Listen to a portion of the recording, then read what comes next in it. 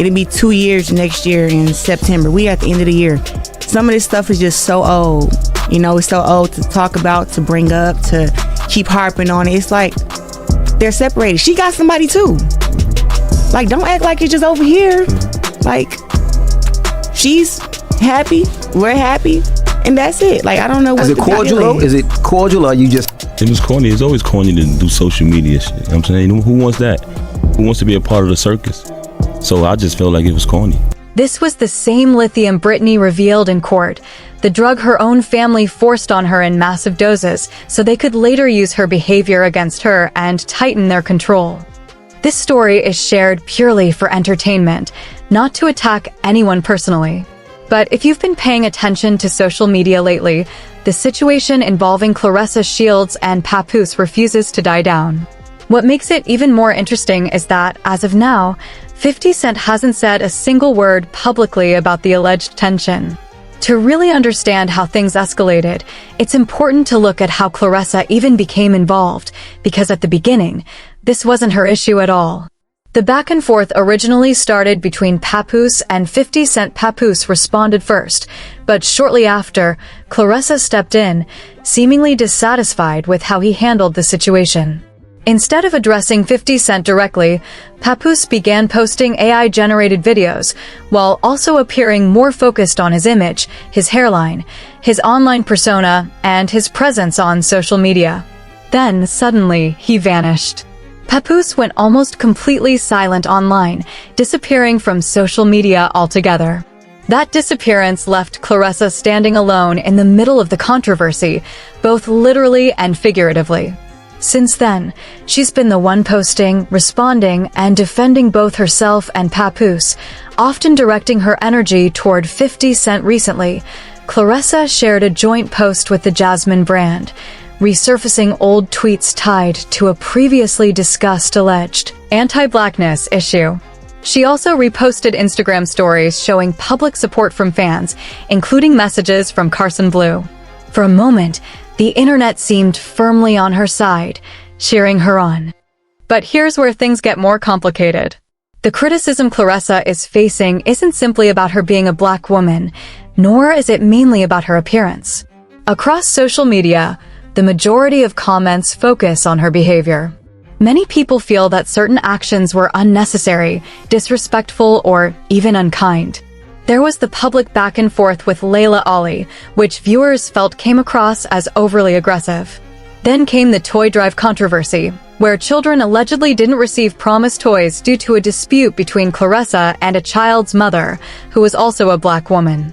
And hovering over everything is the ongoing tension involving Papoose, Remy Ma, and the endless subliminal posts, hints, and unexplained interactions that keep fueling speculation.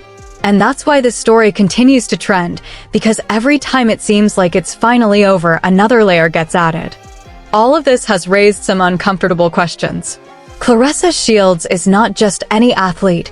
She's a world champion, an Olympic gold medalist, and one of the most accomplished fighters of her generation. Her resume speaks for itself. So why does it suddenly feel like her entire public identity is being filtered through Papoose? Why is the conversation centered on him instead of her historic achievements? And why does so much of this drama seem to take indirect shots at Remy Ma?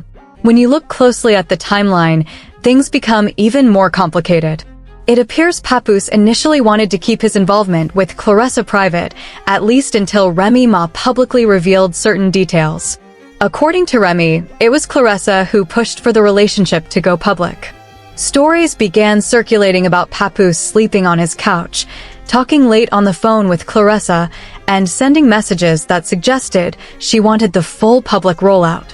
Red carpets, BET Awards appearances, ringside visibility at boxing matches, cameras, attention, exposure. At the same time, Claressa seems deeply invested in controlling how she's perceived. She picks and chooses what feedback is acceptable and reacts strongly when criticism surfaces. If someone reposts old photos, whether from her Olympic gold medal days or the ESPN body issue, she may interpret it as shade. Yet she reposts those same images herself, especially now that she's been viral for more than 40 days straight.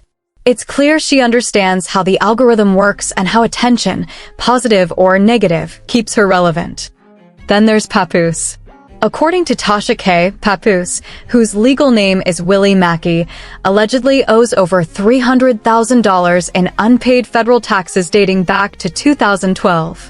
Screenshots shared online show notices of federal tax liens, though the documents appear to reflect a total closer to $182,492. It's unclear whether additional liens exist, but regardless, it paints the picture of someone potentially under serious financial pressure. That raises another question. Could this be why Papoose quietly disappeared from the 50 Cent situation? Maybe stepping back was a way to avoid deeper scrutiny while handling personal matters behind the scenes. Meanwhile, Claressa hasn't slowed down at all. Now she's publicly clashing with her next opponent, French Crews-Dezurn. The two have been exchanging words online, with French Crews stating that while she may not control the media narrative, she can beat Claressa in the ring. She emphasized her professionalism, reminding fans that boxing isn't something you can fake, and urged everyone to tune in for the February 22nd fight. Claressa fired back quickly. "You can't beat me, but good promo," she said. French responded aggressively, telling her to shut up. Claressa laughed it off. "Make me? You can't make me shut up." From there, the exchange spiraled. French continued posting, referencing events from 2012 and 2014, hinting that past experiences in amateur boxing shaped Claressa's perspective. Claressa dismissed it all, responding that she only deals in gold medals. Emojis, old photos, and throwback references flooded timelines, turning the build-up to a championship fight into a full-blown social media spectacle. Some of this is clearly promotion. But when someone is constantly in the public eye, everything they do gets magnified. Every post, every comeback, every repost invites praise and backlash at the same time. Fans watch closely. Critics wait patiently. And when February 22nd arrives, none of the online noise will matter. The outcome will be decided in the ring, not on Instagram or Twitter. Still, the situation remains layered. Some speculate that Papoose may be benefiting financially from Claressa's momentum. There are claims that she signed a record deal and suggestions that Papoose gained from it.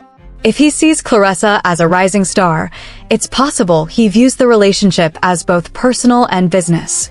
The problem is that the attention surrounding them hasn't been clean. It's been messy, public, and often negative. And when scrutiny becomes part of the brand, the line between success and self-sabotage starts to blur. That constant commentary and non-stop online drama may be doing more harm to Claressa's brand than good. According to Remy Ma, Papoose allegedly failed to contribute to household bills during their marriage and even pawned her jewelry. That raises an uncomfortable question. Could Claressa now be the new source of income? Is Papoose attempting to capitalize on her boxing success, growing visibility, and potential crossover into entertainment? These aren't small accusations. They highlight just how layered, complicated, and messy this situation has become. At its core, this is the story of a champion athlete under immense pressure. Claressa Shields is navigating social media chaos, public scrutiny, and deeply personal entanglements with Papoose, all while trying to maintain her dominance in the ring.